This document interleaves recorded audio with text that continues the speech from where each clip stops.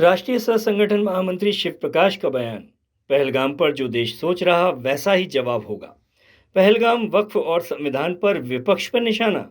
संविधान के नाम पर समाज को बांटना चाहती है कांग्रेस। बीजेपी की राष्ट्रीय सह संगठन महामंत्री शिव प्रकाश ने पहलगाम हमले को लेकर कांग्रेस के एक्शन पर अपना कड़ा रिएक्शन दिया।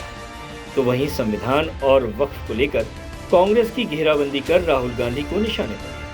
शिव प्रकाश ने कहा कि पहलगाम को लेकर जो देश की मंशा है उसे मोदी सरकार जरूर पूरा करेगी और जिस प्रकार विपक्ष आलोचना कर रहा है उसे भी जवाब मिलेगा। वहीं शिव प्रकाश ने कहा कि जिन्होंने बाबा साहब अम्बेडकर को एक भी चुनाव नहीं जीतने दिया, वे लोग देश में संविधान बदलने की बात करते हैं और किताब लेकर संविधान की रक्षा की बात करते हैं। ये समाज को संविधान के सहारे लड़ाना चाहते हैं। इधर कांग्रेस और इंडी गठबंधन के पहलगाम हमले के बाद सरकार के साथ खड़े होने वाले रुख पर शिव प्रकाश ने सवाल उठाए हैं। उन्होंने कहा कि सीतारमैया और अन्य कांग्रेस के नेताओं के जो बयान सामने आ रहे हैं वही कांग्रेस का मूल चरित्र बताता है।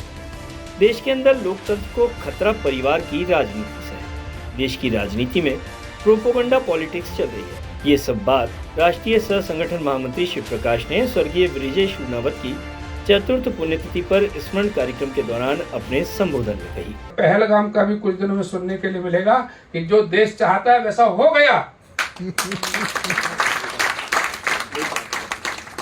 ये जो वैचारिक क्षेत्र में हम जिन विषयों को लेकर चले थे वो देश की राजनीति को हमने बदलने का काम किया है। इंटरनल सिक्योरिटी 2014 में देश के 147 जिले नक्सलवाद से युक्त थे। अभी हमारे गृह मंत्री ने कहा है मार्च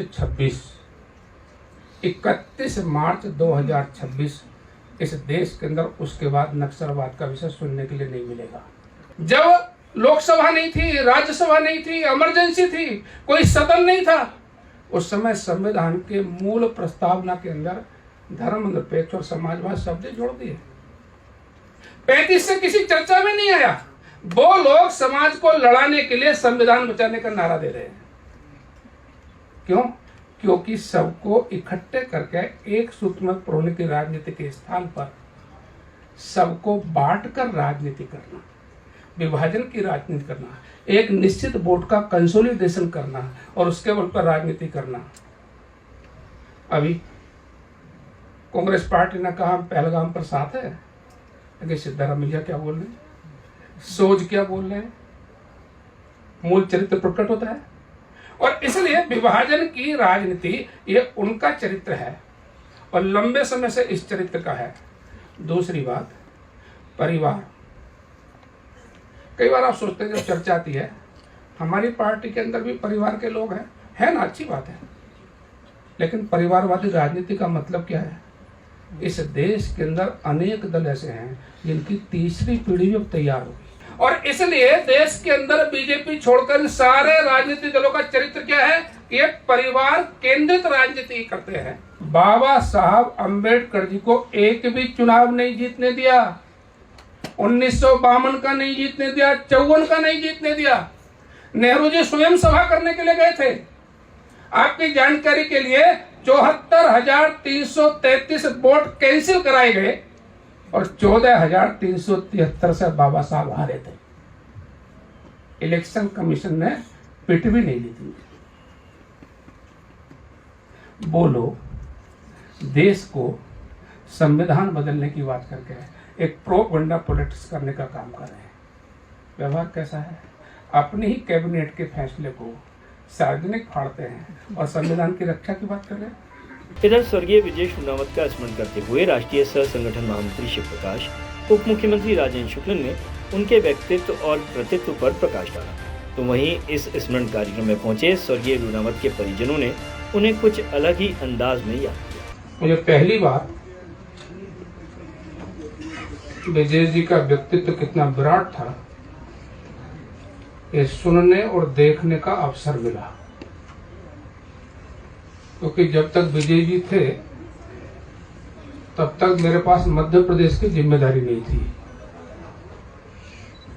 जब मध्य प्रदेश की जिम्मेदारी आई तब विजय जी चले गए थे। इसलिए मेरा साक्षात उनके साथ मिलना, बातचीत करना, ये सौभाग्य मुझे नहीं मिला। लेकिन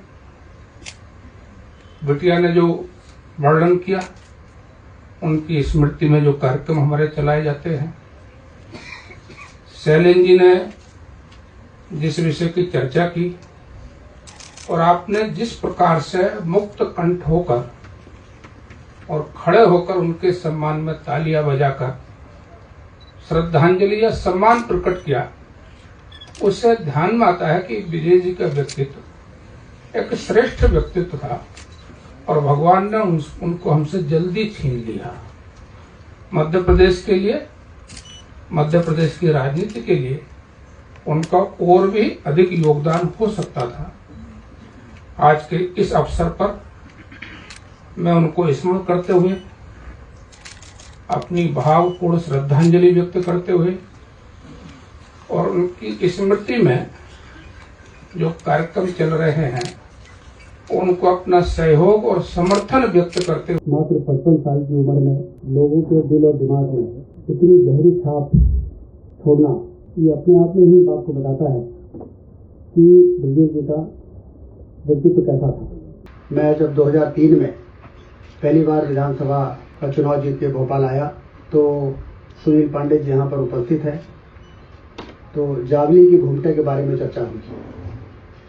अनिल देवेश जी से मुलाकात हुई, विजय जी से मुलाकात हुई, शैलेश जी से हुई, दिलीप सूर्यवंशी जी से हुई और किस तरीके से लंबे विपक्ष में रहने के बाद रणनीति बनाकर और योजना बनाकर काम जो हुआ, उसमें विजय जी की भी भूमिका जिस प्रकार से रही है, उसके बाद से मेरा उनसे संपर्क जो बना तो फिर कभी टूटा नहीं। उनके अंतिम सांस तक हम लोग मिलते रहे और उनके व्यक्तित्व में एक चुंबकीय आकर्षण था।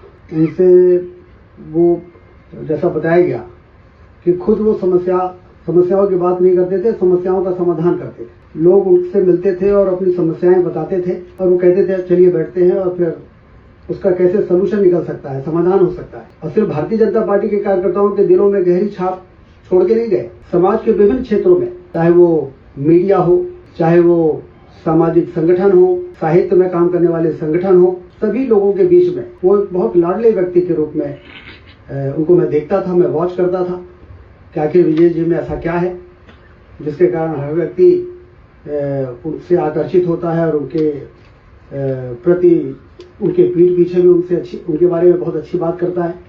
विजय शेनावत स्मृति फाउंडेशन अर्थात सेवा, सहयोग और समर्पण, इसमें हमारा एक ही प्रयास रहता है, हर वर्ग के हर एक उस इंसान की मदद करें जहां मदद नहीं पहुंच पाती।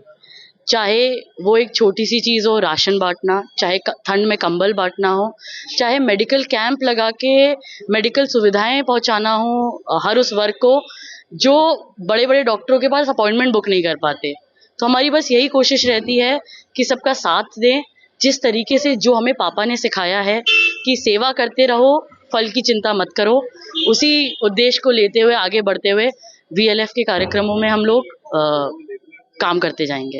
भाई विजय लूनावत फाउंडेशन द्वारा प्रतिवर्ष न प्रति माह 5 तारीख को आयोजन किया जाता है। आज उनकी चतुर्थ पुण्य स्मृति पर हम सभी यहाँ एकत्रित हुए। माननीय शिव प्रकाश जी ने देश की वर्तमान परिस्थितियाँ और भविष्य की चुनौतियों पर प्रकाश डाला। निश्चित रूप से विजय जी जिस मित्रतावत उनका परिचय, उनका संपर्क और जैसा सहयोगात्मक उनका रवैया था, वैसा ही उनको स्मरण करते हुए हम ऐसे आयोजन करते हैं। मैं इस फाउंडेशन के सभी साथियों को बहुत बहुत बधाई देता हूं, विशेषकर उनके परिवार को जो पूरी रुचि रख करके सभी को जोड़ने का काम प्रति माह करते हैं, वर्ष में एक बार बड़े आयोजन के रूप में करते हैं। कि भावनाएं हम हर व्यक्ति में पहुंचाना चाहते हैं, व्यक्ति हर इंसान की सेवा करे जिसको जरूरत है, और वही हमारी भावना आगे बढ़ा रहा है। इसलिए ये बृहद रूप लेता जा रहा है और हम लोग उसी भावना से आगे बढ़ रहे हैं।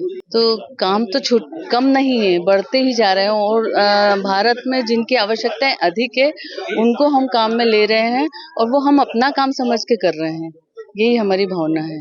VLF परिवार के सदस्य, मैं इसलिए बोल रहा हूँ, यहाँ पे जितने लोग बैठे हैं लगभग 99% को मैं नाम से जानता हूँ, इसलिए मैं बोल रहा हूँ ये सब मेरे VLF परिवार के सदस्य हैं और इनको धन्यवाद बोलना मतलब वाकई एक कठिन कार्य है।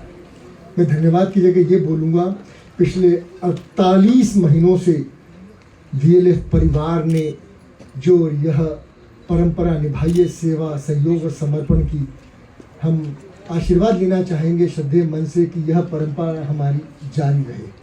कृतज्ञता यह वह स्मरण है जो हृदय से उपजती है और आत्मा को जोड़ती है।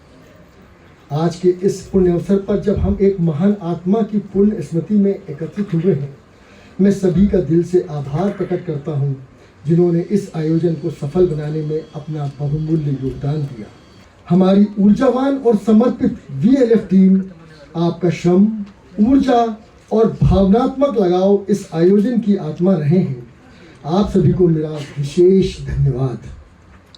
आपके बिना यह आयोजन शायद संभव नहीं हो पाता। जो स्मृतियां छोड़ जाते हैं वे कभी नहीं जाते, और जो साथ निभाते हैं उन्हें शब्दों में बांधना कठिन होता है। इस चतुर्थ पुण्य स्मरण कार्यक्रम में बड़ी संख्या में राजनेता, परिवारजन और आमजन मौजूद रहे। कार्यक्रम की शुरुआत से पहले पहलगांव हमले में शहीद हुए लोगों को नमन किया गया। उसके बाद स्वर्गीय विजय शूनावत को सभी ने याद किया और उनके साथ काम करने वाले लोगों ने उनके संस्मरण सुनाए।